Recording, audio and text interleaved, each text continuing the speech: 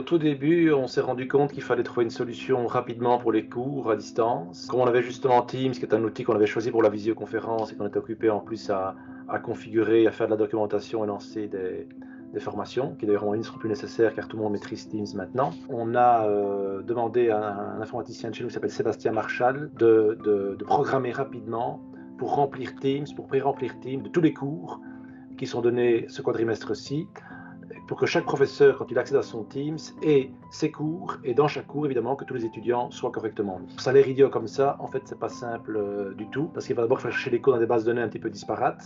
Il y a plusieurs types de cours, et puis il faut également connaître parfaitement la programmation de Teams pour pouvoir insérer automatiquement tous ces cours, sans devoir évidemment le faire manuellement, ça aurait été impossible. Il aurait fallu passer par une phase de test, mais vu les délais, on a fait très peu de tests pour être honnête, on est un peu parti, c'était un grand saut dans l'inconnu, on était plus ou moins sûr de nous, parce que quand même on maîtrisait bien le produit, mais enfin ça aurait pu un peu se planter, effectivement. Normalement en informatique, il y a une phase de test très importante avant d'entrer en production, mais alors si on avait fait un mois de test, évidemment on n'était pas prêt dans les délais requis. Donc de temps en temps, on bypasse toutes les règles de bonne pratique en informatique. Maintenant donc on fonctionne parfaitement, enfin je pense, il y a toujours des petits couacs. C'est vrai que si on a eu du recul, on aurait peut-être fait les choses différemment. Peut-être que si on continue à donner les cours en ligne, on va revoir certaines choses, mieux définir les canaux dans les équipes, réfléchir un peu plus sur la meilleure manière de faire, ça c'est évident. Mais voilà, on n'a pas eu le choix. Je suis extrêmement fier de mon équipe.